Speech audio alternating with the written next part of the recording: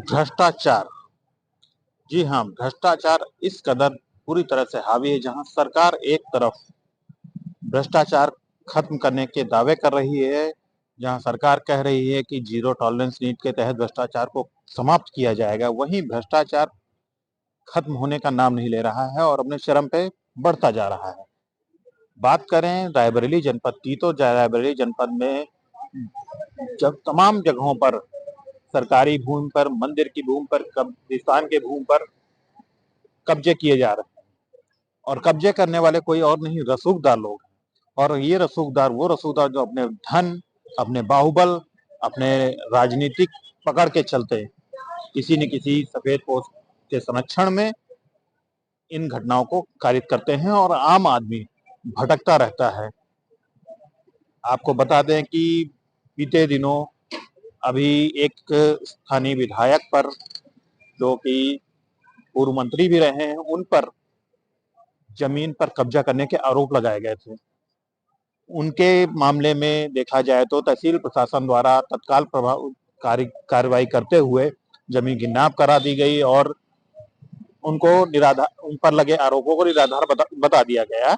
वास्तविकता क्या थी वो तो प्रशासन की जांच में आया ही होगा, लेकिन फिर भी हमारा सवाल ये है कि जिस तरह से त्वरित गति से कार्रवाई करते हुए प्रशासन ने मामले की पुष्टि कर दी, आरोपों को निराधार भी कर दी, बता दिया, उसी तरह अगर आम आदमी के साथ होता तो कितना अच्छा माहौल होता। जो मामले आते रहते हैं, एक मामला है जो जिसमें एक सपा नेता, जो कि इस समय वर्तमान में जिला सचिव के पद पर हैं, सपा समाजवादी पार्टी से, आज फिर उन पर एक आरोपों को लेकर आरोप पत्र, शिकायती पत्र जिलाधिकारी महोदय को दिया गया है। उन पर आरोप लगाया गया है कि उन्होंने मंदिर और कब्रिस्तान की भूमि पर कब्जा कर रखा है, साथ में नजदीक बने मकान पर भी कब्जा कर रखा है, पीड़ित के मकान पर। और विडंबना देखिए, विडंबना यह है कि जब पीड़ित ने शिकायत की, और पीड़ित आज से शिकायत नहीं कर रहा है, 12 वर्षों से दौड़ लगा रहा है। 12 वर्षों में कितने मुकदमे, कितने जो आरोप प्रत्यारोप झेलते हुए चला आ रहा है, लेकिन अभी तक उसको कोई न्याय नहीं मिल पाया है। इस प्रकरण को लेकर के पहले भी एक खबर चलाई गई थी, जिसके संबंध में जानकारी करने के लिए मैंने तहसीलदार सदर को फोन करके जानकारी लेनी चाहिए, तो उन्होंने कहा कि मैं जानकारी करके अभी थोड़ी देर में बताती हूँ। लेकिन अब तक 3 दिन बीतने के बाद भी अब तक कोई जवाब मुझे उनकी तरफ से नहीं मिला, जिससे ये साबित होता है कि कहीं न कहीं पकड़ ऊपर से है, कोई दबाव है, चाहे वो राजनीतिक हो, चाहे वो धन का दबाव हो। क्या है वास्तविकता, ये जांच का विषय है। फिलहाल हमारे साथ पीड़ित खड़े हुए हैं और इन्होंने जो आरोप लगाए हैं, क्या है, आज इन्होंने पुनः जिलाधिकारी को एक शिकायती पत्र दिया है। देखते हैं क्या मामला है। क्या परिचय? आशीष यादव। आशीष जी, ये बताइए कि आज आपने पुनः जिलाधिकारी को प्रार्थना पत्र दिया है, किस मामले को लेकर दिया है? मैंने मेरा मकान कब्जा किए हैं। अरुण प्रताप पप्पू यादव, समाजवादी पार्टी के जिला सचिव, भूमाफिया हिस्ट्री सीटर हैं। मेरा मकान कब्जा किए हैं, पहला मकान कब्जा किए, दूसरा किए हैं।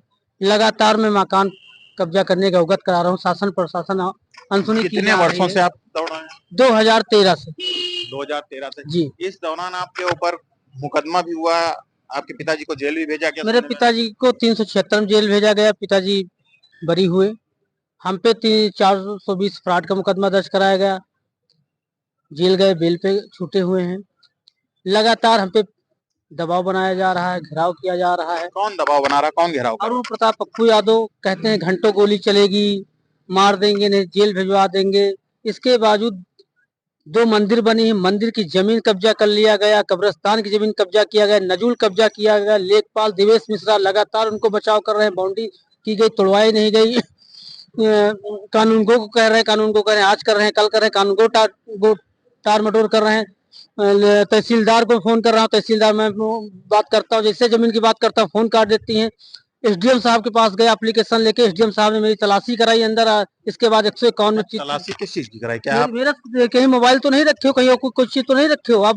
मतलब एप्लीकेशन देने में मेरी अंदर तलाशी कराई गई। फिर इसके बाद कांस्टेबल बुला के 151 में मिलेरिया चालान हमको कराया गया अपनी इस मंदिर के प्रकरण में। क्यों चालान करा दिया गया? आपको क्या दिक्कत, कब्जा किए है तो? ये किसने कहा? एसडीएम साहब के बयान थे। एसडीएम साहब वर्तमान में जो हैं उन्होंने? जी, वर्तमान में जो है। अच्छा, ये तो आपने बहुत गंभीर आरोप लगा दिया। फिर 151 चालान किया गया, पुलिस उठाई, दिखाया गया कि रतापुर से दोनों पार्टी को वार्ता हुई, वहां से पकड़े गए, वहां से अंदर किया गया, लेकिन वहां से नहीं, हमको यहाँ तहसील से उठाया गया, यहाँ हमको रोका गया। 10 बजे, 10:30 से 11 बजे, 11 और समथिंग पुलिस यहाँ ले गई। 2 बजे गिरफ्तारी वहां दिखा रही है। कब की बात है? हो गया 2-2.5 महीना हो गया होगा। तो 2.5 महीना हो गया है, तो इसकी आपने कहीं शिकायत की नहीं, अधिकारी को? नहीं किया, जान रहे कि खतरा है भाई, जब अधिकारी लोग दबा रहे हैं हमको, तो माफिया तो दबा ही रहा है। तो आपको क्या लगता है कि आप अच्छा माफिया कह रहे हैं, तो माफिया आप क्यों कह रहे हैं उनको? हिस्ट्री सीटर है, जिला बदर, 2-2 गैंगस्टर लगे हुए हैं। लेकिन वो तो समाजवादी पार्टी के नेता हैं। नेता है तो 2-2 गैंगस्टर कैसे लगे हैं? मुकदमा क्यों है? ये मिलेरिया में एचएस क्यों है? आपने अपने प्रार्थना पत्र में भी उसमें हिस्ट्री सीजल लिखा है। मिलेरिया में एचएस है। केस चला होगा, हिस्ट्री सीजल है, तो अदालत ने इनको बरी किया होगा, इसलिए तो बाहर घूम रहे हैं। नहीं, बेल पे छूटे हैं वो सत्य है, लेकिन एचएस है, जब किसी के ऊपर मुकदमे ज्यादा हो जाते हैं, एचएस हो जाता है, उसका वही कार्य हो जाता है। नहीं, तो आज आपने क्या जिलाधिकारी से भेंट की? जिलाधिकारी से भेंट होने के बाद उन्होंने क्या कहा? आश्वासन दिया है, अब क्या होता है हमें तो नहीं उम्मीद कुछ होगा। कि एसडीएम साहब हमको 151 में चालान किए। ये तो क्या लग रहा है कि प्रशासन कार्रवाई क्यों नहीं कर रहा? दबाव, या तो किस चीज का ऊपर दबाव? प्रशासन का दबाव होगा कहीं से। प्रशासन तो ये खुद ही, जब जिला प्रशासन तो सबसे बड़ी मुखिया तो जिलाधिकारी होता है, सबसे बड़ा मुखिया। तो जब जिलाधिकारी से आप हैं, तो प्रशासन का और दबाव किसका? अब कहीं से हो सकता है, बड़े नेताओं का कोई दबाव, या कोई पैसे का सिस्टम में ये लोग आ गए हों। कोई ना कोई रीजन तो होगा जो मेरा कार्य नहीं सुनी जा रही है। नहीं, तो अगर पैसा दिया जा रहा है, जैसा कि आप आरोप लगा रहे हैं, पैसे के सिस्टम में आ गए होंगे, पैसा दिया गया, अधिकारियों ने पैसा लिया, तो क्या लगता है कि वो कितना जो है बड़ा आदमी है, कितना उसके पास पैसा है कि जो इस तरह बड़ा नहीं होता तो मेरे प्लाट में सैकड़ों हिस्ट्री सीटर वहां जजमा लगा रहता है। मैं प्लाट के अंदर जा नहीं पाता हूँ। सैकड़ों हिस्ट्री सीटर वहां जजमा लगा रहता है, एक नहीं सैकड़ों। आपको क्या लगता है कि किसके संरक्षण पे ये किया जा रहा है?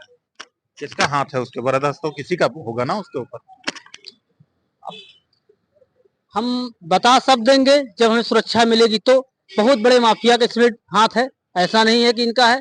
बहुत बड़े माफिया जो, कौन है बड़े माफिया? हम बता नहीं सकते, मेरी हत्या भी हो सकती है जब तक हमें सुरक्षा नहीं कोई मुहैया बात नहीं, वो कराई आप अपनी गोपनीयता की बात है, चलिए आप नहीं बताना चाह रहे हैं, हम आपसे नहीं पूछेंगे।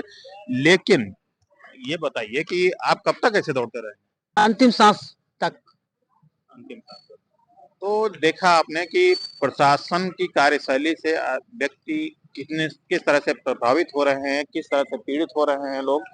और बात की जाए तो प्रशासन की कार्यशैली पे सवाल भी उठाए जा रहे हैं, लेकिन फिर भी ना जाने ऐसे कौन से दबाव में प्रशासन दबाव झेल रहा है, और जो अब तक कोई कार्रवाई नहीं हो पाई। 2013 से अब तक 12 साल बाद भी अब तक कोई कार्रवाई नहीं हो सकी है, और खबरें जो चलती हैं तो उनको दबाने का प्रयास भी किया जाता है। कहीं न कहीं से सेटिंग गेटिंग का मामला आ जाता है, कहीं कोई बात दबाने का प्रयास किया जाता है, कभी धमकियाँ मिलती हैं। तो ऐसी स्थिति में प्रशासन यदि कोई कार्रवाई नहीं कर रहा है तो बड़ा सवाल है। और अभी मैं उपजिला 2018 में ये बहुत एप्लीकेशन देने पे, मंदिर की जमीन कब्जा करने पे 2/3 का FIR लेखपाल ने किया। इसके बाद आज तक उस मंदिर की जमीन बाउंड्री न तोड़ी गई, न उस पर कोई कार्रवाई हुआ। तो दिवेश मिश्रा, लगातार मैं कहता हूँ, दिवेश मिश्रा उनका बचाव करते हुए आज तक कोई कार्रवाई नहीं किया गया।